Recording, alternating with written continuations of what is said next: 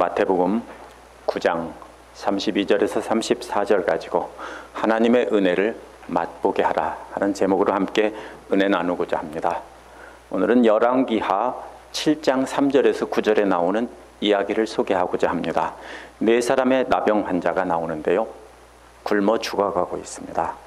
그래서 여기서 굶어 죽거나 아람 진영에 들어가서 그 사람들의 칼에 맞아 죽거나 결국은 마찬가지니까 혹시 그 사람들이 살려주면 살 것이 아니냐 하고서 그들에게 갔습니다. 그런데 하나님께서 병거 소리와 말소리와 큰 군대 소리를 듣게 하셔서 아람 군대들이 모두 도망가게 하셨습니다. 그래서 하나님께서 이 나병 환자들에게 하나님의 놀라운 은혜를 맛보게 하신 것입니다. 네 병의 나병 환자들이 아람 진영에 가보니 텅 비어 있었습니다. 한 장막에 들어가서 실컷 먹고 금과 은과 의복을 감추었습니다. 또 다른 장막에 가서 또 그렇게 하고 귀중품을 또 감추었습니다. 이렇게 계속하다가 한 사람이 말합니다. 우리 행동이 옳지 못하다. 아름다운 소식이 있는 날인데 아침 해가 뜰 때까지 잠잠하면 우리가 벌을 받을 것이다. 그러니 왕족들에게 가서 알려주자라고 했습니다. 나병 환자들은 자신들이 굶주려 죽어가던 때를 생각한 것입니다. 그래서 성 안에서 굶어 죽어가고 있는 사람들을 생각하고 그들을 불쌍히 여겨서 그들에게도 이 놀라운 하나님의 은혜를 맛보게 하고 싶었던 것입니다. 오늘 말씀도 놀라운 하나님의 은혜를 체험한 나병 환자들과 똑같은 은혜를 체험하고 그 은혜를 나눈 사람들의 이야기입니다. 그들은 지난주 말씀에서 예수를 믿는 믿음으로 두 눈을 뜬 소경들입니다. 이 두 소경들이 자신들이 경험한 아름다운 소식을 다른 사람들에게 전한 것입니다. 그런데 전하기만 한 것이 아니라 말 못하는 사람을 주님께 데려와서 그도 하나님의 놀라운 은혜를 맛보게 했습니다. 그런데 이러한 하나님의 은혜를 목격한 사람들이 서로 다르게 반응합니다. 우리는 이 말씀 보면서 어떻게 다른 사람을 주님 앞으로 데려와 우리가 경험한 이 놀라운 하나님의 은혜를 맛보게 할지 생각해보는 시간을 갖도록 하겠습니다. 첫 번째로 32절에서 33절 앞부분에 보면 말 못하는 사람을 불쌍히 여기서 데려온 두 소경이 등장합니다. 32절 첫 부분은 본래 그들이 떠나간 뒤에라는 뜻입니다.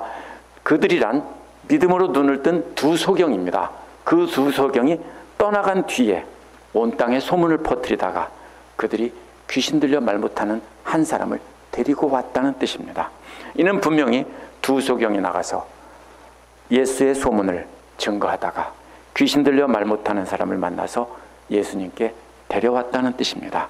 만약 두 소경이 데려온 것이 아니라면 누군가를 말했어야 되는데 앞에서 나온 사람이 여기서는 그들이 데리고 왔다라고 했기 때문에 이는 분명히 두 소경입니다.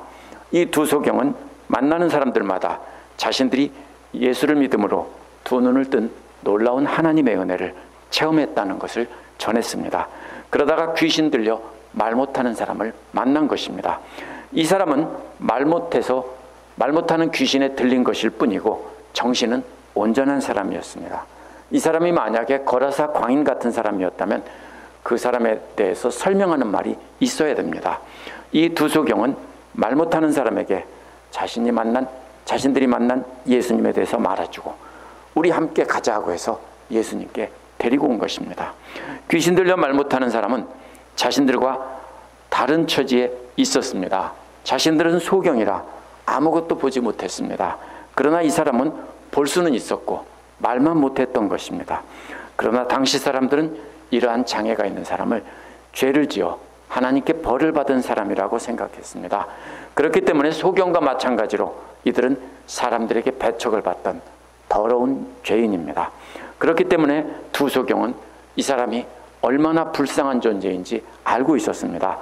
이 두 사람은 자신들이 하나님으로부터 불쌍히 여김을 체험한 것입니다. 하나님의 놀라운 은혜로 눈을 뜨게 된 이 두 소경은 그 눈으로 귀신 들려 말 못하는 사람을 발견했습니다. 그리고 이 두 소경은 이 사람이 자신과 똑같은 처지에 있다는 것을 불쌍히 여긴 것입니다. 하나님께서 자신들을 불쌍히 여겨주신 것을 체험한 두 소경은 이 사람도 하나님께서 불쌍히 여겨주셔서 하나님의 놀라운 은혜를 이 사람도 체험했으면 좋겠다라는 마음으로 이 두 소경은 이 사람을 예수님께 데리고 온 것입니다. 그런데 귀신 들려 말 못하는 사람에 대해서 그 믿음을 확인하는 과정이 생략되어 있습니다. 어쩌면 두 소경에게 이미 믿음에 대해서 들었을 것이기 때문일 것입니다. 자신들도 예수께서 치료하실 수 있다는 것을 믿었을 때 치료를 받았다고 전해주며 믿어야 한다라고 했을 것입니다. 두 소경도 믿음으로 치료받은 것을 알고 있었기 때문에 확신을 가졌을 것입니다. 이 사람도 믿음으로 예수님 앞에 섰을 때 귀신은 쫓겨나고 말을 하게 되었습니다. 그러나 우리는 귀신 들려 말 못한 사람의 말하게 된 기적보다 마태가 전하는 것은 두 사람의 소경의 마음을 보라는 것입니다. 긍휼히 여김을 받은 이 두 소경이 자신들이 긍휼히 여김 받은 것을 잊지 않고 이 사람을 긍휼히 여겨서 예수님 앞으로 데리고 온 것입니다.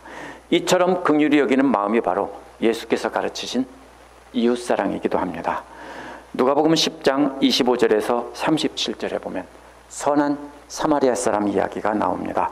이웃사랑의 본보기입니다. 한 율법교사가 누가 사랑해야 할 이웃인가라고 질문한 것에 대한 대답입니다.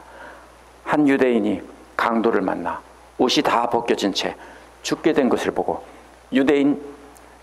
같은 유대인인 제사장과 레위인들이 그냥 지나갔습니다. 그런데 유대인들이 이방인만도 취급 못하게 취급하던 한 사마리아 사람이 그를 여관으로 데려가서 치료해 준 이야기로 대답하셨습니다. 그러면서 예수께서는 누가 이웃이냐고 했습니다. 당연히 원수인 유대인이 어려움을 당한 것을 보고 불쌍히 여겨 자비를 베푼 사람이 이웃인 것입니다. 그렇게 불쌍히 여김을 받은 그 사람도 아마 성경에는 나오지 않지만 가서 다른 사람을 불쌍히 여겼을 것입니다. 바로 이 마음이 오늘 말씀에 나온 긍휼히 여긴 두 소경의 마음입니다. 자기들이 불쌍히 여김을 받았으니까 자신들도 가서 불쌍히 여긴 것입니다. 마태가 증거한 것은 이 사람이 말 못하는데 말을 하게 되었다는 기적이 아니라 두 소경이 자기들이 받은 은혜를 가지고 이 사람을 데리고 와서 눈을 뜨게 한 그 마음을 보라는 것입니다. 그런데 33절 뒷부분에서 34절에 보면 기적을 본 사람들의 반응이 나옵니다. 그런데 이를 보고 있던 무리들은 깜짝 놀랐습니다. 놀랐다는 말은 마태복음 8장 27절에서 나온 바다를 잔잔케 하신 것을 보고 놀랐다고 할 때 나온 말입니다. 하나님의 능력을 보고 놀랐다는 뜻입니다. 바다를 잔잔케 하는 것이나 귀신 들려 말 못하는 사람이 말하게 하는 것은 하나님의 능력이 아니면 아무도 할 수 없다는 것입니다. 그래서 이런 것은 이스라엘 가운데서 처음 보는 일이라고 한 것인데요. 하나님의 능력이 아니면 아무도 할 수 없다는 것입니다. 이들은 그것이 하나님의 능력이라는 것을 분명히 믿었습니다. 그러나 이렇게 기적을 보고 놀라며 예수님을 인정한 것이 믿음은 아닌 것입니다. 이들은 놀라기만 했고 이들의 마음속에는 긍휼히 여기는 마음으로 사람들을 주님 앞에 데려오는 것이 없었기 때문입니다. 따라서 아직도 예수 그리스도를 알지 못하는 사람들을 긍휼히 여기는 마음이 빠져 있다면 예수님의 기적을 보고 놀라며 예수님을 인정한다고 해도 그것은 믿음이 아니라는 것입니다. 믿음이 아닌 것은 아니고 예수님이 원하시는 기뻐하시는 믿음은 아니라는 것입니다. 이렇게 놀라던 무리들과는 달리 34절에 나온 바리새파 사람들은 이 사람들보다 한 단계 더 나갑니다. 그래서 믿음이 스펙트럼이 세 단계로 등장한 것입니다. 이들은 똑같은 기적을 보고 예수님을 인정하지 않았습니다. 대신에 바리새파 사람들은 예수가 귀신의 두목에 힘을 입어서 귀신을 쫓아낸다고 했습니다. 이들은 유대인들에게 율법을 가르치는 스승들이면서도 하나님의 능력을 보고 놀라지 않았습니다. 물론 이들의 마음속에도 놀라는 마음은 있었습니다. 그러나 놀랐으면서도 마음으로 애써 귀신의 능력이라고 빈정거리며 조롱한 것입니다. 이들은 긍휼히 여기는 마음 없이 놀라기만 한 무리들보다 훨씬 더 악한 사람들입니다. 이들은 예수님을 대적하고 조롱하기까지 했기 때문입니다. 이들이 왜 이렇게 했는지 우리는 바리새파 사람들의 마음을 들어가 봐야 합니다. 예수께서 오셔서 가르치시고 기적을 행하기 전에는 모든 이스라엘 사람들이 바리새파 사람들의 가르침을 따르며 존경을 했습니다. 전에는 모든 사람들이, 예수 앞에 있던 모든 사람들이 다 바리새파 사람들 앞에 있던 사람들입니다. 그러면서 랍비님하고 배우고 따르던, 존경을 하던 사람들입니다. 근데 그 사람들이 예수님이 오시자 모두가 다 예수님께로 갔습니다. 또 그뿐 아니라 자기들이 행할 수 없는 하나님의 능력을 행하기까지도 했습니다. 그래서 바리새파 사람들을 따르던 모든 이스라엘 백성들이 전부 예수님께로 우르르 몰려간 것입니다. 어떤 상황입니까? 마치 미국의 청소년들이 미국의 유명한 팝 가수를 따르다가 BTS가 나타나자 대부분 젊은 청소년들이 BTS를 열광하며 따라간 것과도 같습니다. 마치 자신을 그토록 사랑하던 한 여인이 다른 남자에게 가버린 것과도 같습니다. 바리새파 사람들은 사랑하는 여인에게 버림받은 남자와 같았습니다. 그래서 허전하고 서운하고 슬픈 마음에 사로잡힌 것입니다. 이러한 마음은 침례 요한도 똑같았습니다. 예수님께서 나타나셔서 공생애를 시작하기 전에는 요한이 외치는 소리를 듣고 모든 이스라엘 사람들이 회개하고 요한에게 침례를 받았습니다. 그래서 요한을 마치 메시아처럼 여기면서 그렇게 따랐습니다. 모두가 다 요한을 존경하고 따랐습니다. 그러나 예수께서 나타나셔서 말씀을 전하고 기적을 베푸시자 요한의 제자들은 사람들이 다 예수께 몰려갑니다. 다 뺏겼습니다. 이렇게 불평을 하자 요한은 바리새파 사람들과 다른 반응을 합니다. 요한을 열정적으로 따르던 팬들이 모두 예수를 따르는 열정적인 팬들이 되어버렸습니다. 요한도 분명히 허전하고 서운하고 슬픈 마음에 사로잡혔을 것입니다. 그런데 요한은 요한복음 3장 30절에 보면 그렇게 서운하고 허전한 마음에 사로잡혀 있던 요한이 그는 흥하여야 하겠고 나는 쇠하여야 하리라 라고 말했습니다. 요한도 분명히 허전하고 서운하고 슬픈 마음이 있었겠지만 자신은 진짜 신랑의 들러리일 뿐이고 진짜 신랑은 예수라는 걸 인정하고 그 마음을 접은 것입니다. 많은 사람들이 여기에서 실수를 합니다. 존경받고 인정받는 마음을 접지 않고 한참 가르치고 사람들을 돕고 섬기고 이렇게 하다 보면 어느새 무엇이 되냐면요, 자기가 예수님이 되고 하나님이 됩니다. 그럼 그 다음 단계는 100% 다 바리새파 사람처럼 됩니다. 요한은 거기까지는 바리새파 사람들과 똑같았습니다. 그러나 예수님께 다 몰려가자 요한은 분명히 그는 흥하여야 하겠고 나는 쇠하여야 하리라 라고 마음을 접은 것입니다. 그러나 바리새파 사람들은 자신들이 들러리가 아니라 진짜 신랑인 것처럼 착각하고 행동했습니다. 자신들이 모든 이스라엘 백성들의 신랑이기 때문에 자신들이 존경과 사랑을 받아야 하는데 예수께 뺏겼다라고 생각한 것입니다. 그래서 분통이 터져서 이들은 그것을 보고 인정하지 않은 것입니다. 바리새파 사람들은 이스라엘을 주님 앞으로 데려갈 안내자 역할을 맡았던 사람입니다.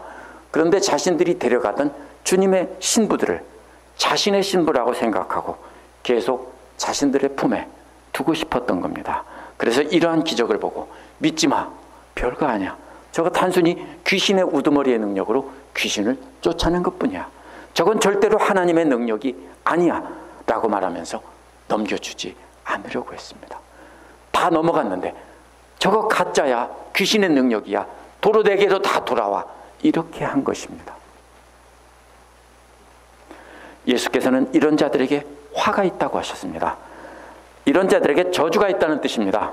누가복음 6장 20절에서 26절 보면 예수께서는 복이 있는 자와 저주받을 자를 구분하셨는데요, 예수님의 놀라운 가르침을 듣고 기적을 보고 핍박 가운데서도 예수님을 따르는 자는 복이 있는 자라고 하고요, 반대로 놀라운 가르침을 보고 듣고 기적을 보고도 놀라면서도 믿지 않는 자들에게는 저주가 있다고 했습니다. 환난과 핍박 가운데서 끝까지 인내하며 예수님을 따르다가 기적을 체험하고 다른 사람과 같은 기적을 체험하게 한 두 소경은 바로 복이 있는 자입니다. 그러나 예수님의 가르침을 듣고 기적을 보고 놀라면서도 예수님 말씀하신 긍휼을 행하며 참고 견디며 환난과 핍박 가운데서 따라가지 않은 사람들은 복을 받을 자들은 아닌 것입니다.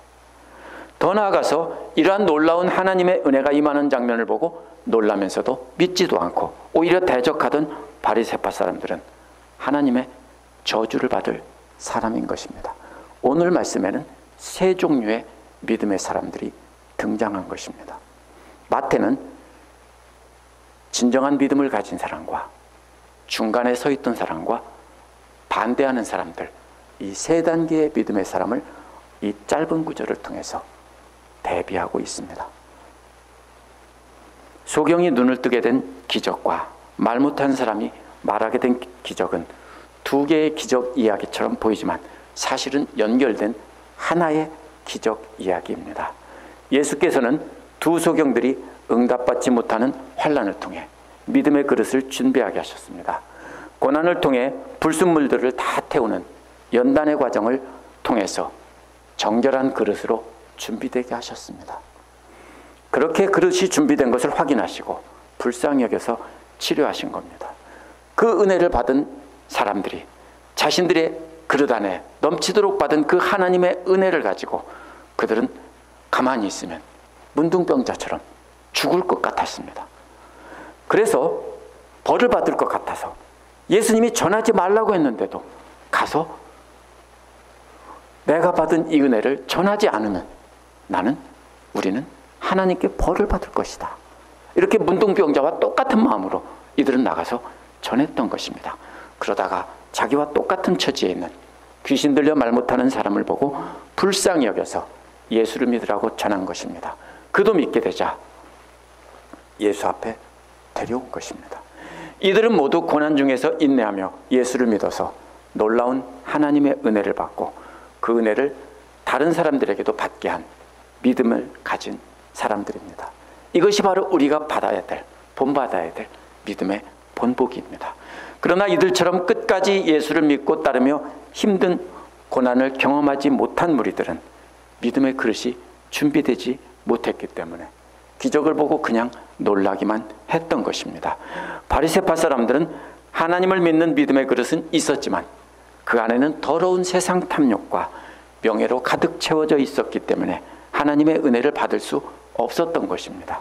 그래서 바리새파 사람들은 자신들이 받지 못할 것을 죄인들인 소경과 말 못하는 사람이 받자 화가 치밀어 올라서 예수께서 부어주신 하나님의 은혜를 귀신의 왕의 능력이라고 한 것입니다.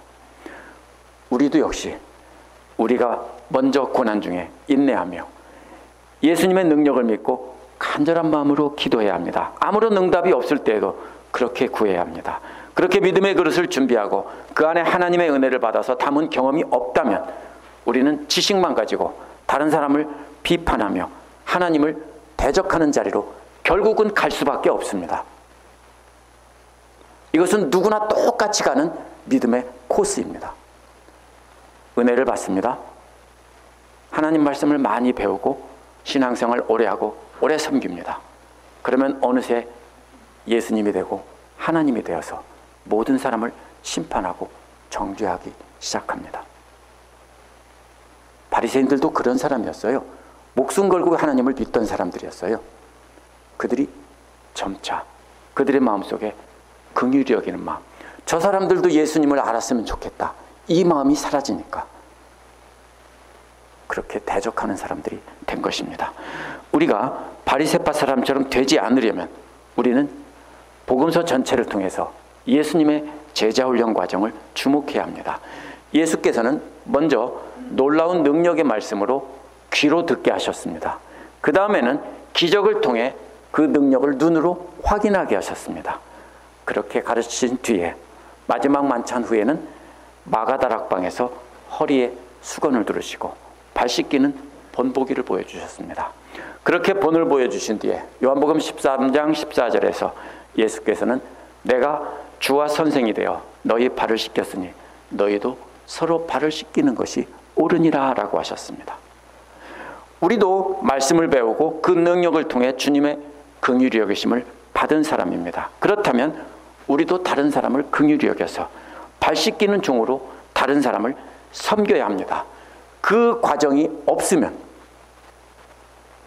우리는 바리새인이 되는 것이고, 그 과정이 우리가 거치면서 참고 견디면 우리는 진짜로 믿음의 사람이 되는 것입니다. 그렇게 하는 과정이 우리의 믿음의 그릇을 완전히 비우고 깨끗하게 하는 과정입니다. 주님께서도 제자들 모두가 자신들을 배반할 것을 아시고 끝까지 참으시고 섬김의 분을 보이셨습니다. 그렇기 때문에 우리도 역시 주님과 같이 오래 참음으로 섬기면서 믿음의 그릇을 깨끗하게 해야 합니다. 만약 오래 참으며 섬기는 과정이 없다면 우리는 반드시 바리새파 사람들이 되어서 하나님의 자리에 서고 함부로 다른 사람의 믿음을 평가하다가 결국은 하나님의 자리에 서서 예수님을 조롱하는 자들이 됩니다. 무리들처럼 단순히 놀라는 자들의 그 자리에는 설 자리가 없습니다. 거기는 지나가는 과정일 뿐입니다. 설 자리는 두 군데입니다. 믿음의 자리에 서든지 아니면 대적하는 자리에 서든지. 우리는 먼저 고난을 통해 정결하게 된 믿음의 그릇에 하나님의 은혜를 우리가 먼저 받아야 합니다. 그렇게 하여 다른 사람들도 그렇게 놀라운 은혜를 받도록 인도해서 주님을 높이든지 아니면 자신이 하나님을 대적하고 조롱하는 자리에 서든지 둘 중에 한 자리밖에 없습니다. 중간지대에 서는 믿음이란 존재하지 않습니다. 그러나 오늘날 바리새파 사람들은 예수님이 귀신 들렸다고 직접 대놓고 조롱하지 않습니다. 대신에 그들은 예수님이 훌륭한 가르침을 준 위대한 스승이라고 말하면서 그분의 사랑을 배우고 따라가야 된다고 주장합니다. 그러나 현대판 바리새파 사람들은 예수님이 하나님의 아들이라는 것을 인정하지는 않습니다. 왜냐하면 자신들이 하나님의 아들이고 하나님의 자리에 서서 하나님의 아들이 받을 영광을 차지하기 때문입니다.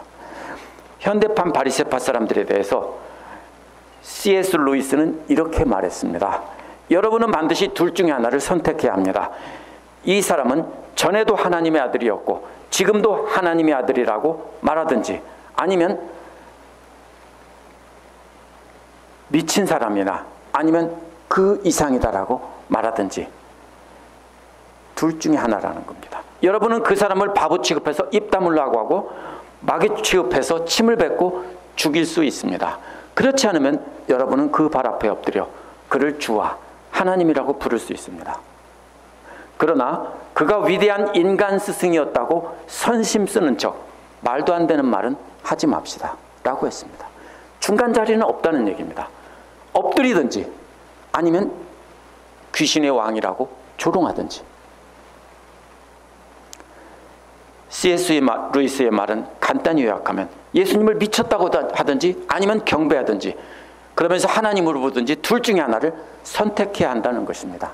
예수님을 훌륭한 스승이었다고 말하면서 그 가르침을 따라 섬기는 자리에 서지 않는다는 것은 말도 안 되는 모순이라는 것입니다. 우리는 결국 예수님의 가르침을 따르든지 대적하고 하는 자리에 서든지 둘 중에 하나에 설 수밖에 없습니다. 따라서 우리가 예수님을 하나님이라 부르고 엎드려 경배하며 그분의 부활을 믿고 입술로 증거하며 우리가 받은 주님의 긍휼을 다른 사람에게 전해야 합니다. 만약 그렇게 하지 않는다면 예수님을 귀신 들렸다고 대적하고 욕을 해야 합니다. 그 중간지대에는 우리가 서 있을 곳이 없습니다. 왜냐하면 예수님은 마태복음 26장 62절에서 자신을 권능의 보좌 오른편에 앉아있는 것을 보게 될 것이라고 했습니다. 이는 자신이 하나님과 똑같은 존재라는 뜻입니다. 또 마태복음 25장 31절에서 46절에 보면 마지막 날에 심판하는 주님으로 불릴 것이라고 했습니다. 자신이 심판하시는 하나님이라는 뜻입니다. 요한복음 14장 9절에서는 나를 본 자는 아버지를 보았거느리라고 하셨습니다. 그래서 자신을 하나님이라고 했습니다. 복음서 전체에서 예수님은 분명히 자신이 하나님이라고 하면서 하나님의 능력을 보여주셨기 때문에 그를 하나님으로 인정하고 엎드리든지 아니면 귀신의 두목이라고 하든지 우리는 둘 중에 하나를 선택할 수밖에 없습니다. 그냥 좋은 점만 따르자 이런 것은 없다는 것입니다. 만약 우리가 예수님이 하나님이라는 것을 인정하지 않는다면 우리는 오늘 말씀에 나온 바리새파 사람들처럼 믿는다고 하면서 실제로는 순종하지 않고 주님의 신부인 사람들을 가르쳐서 내 사람으로 만드는 자리에 서 있는 것입니다. 그러나 우리가 예수님께서 스스로 말씀하신 것처럼 예수가 하나님이라는 것을 인정한다면 우리는 반드시 두 소경의 자리에 설 수밖에 없습니다. 우리는 죽을 수밖에 없던 나병 환자들과 같은 사람이었습니다. 하나님의 은혜로 하나님의 긍휼의 역심을 받아 놀라운 기적을 체험한 사람입니다. 이제 우리도 나병 환자들처럼 이 놀라운 아름다운 소식을 다른 사람에게 알려줘야 합니다. 우리가 불쌍히 여기는 방법은 바로 그것입니다. 다른 사람들에게 예수 그리스도를 알게 해서 멸망하고 죽어가는 그들도 구원을 받아서 하나님을 알고 영원한 나라에 갈 수 있게 하는 것입니다. 그것이 우리가 진정 불쌍히 여기는 것입니다. 하나님의 은혜로 우리가 그런 기적을 맛보았다면 우리도 전해야 됩니다. 우리도 두 소경처럼 다른 사람을 불쌍히 여겨서 그들을 주님께로 데려와서 우리가 맛본 그 놀라운 은혜를 그들도 맛보게 해야 합니다. 기도하시겠습니다.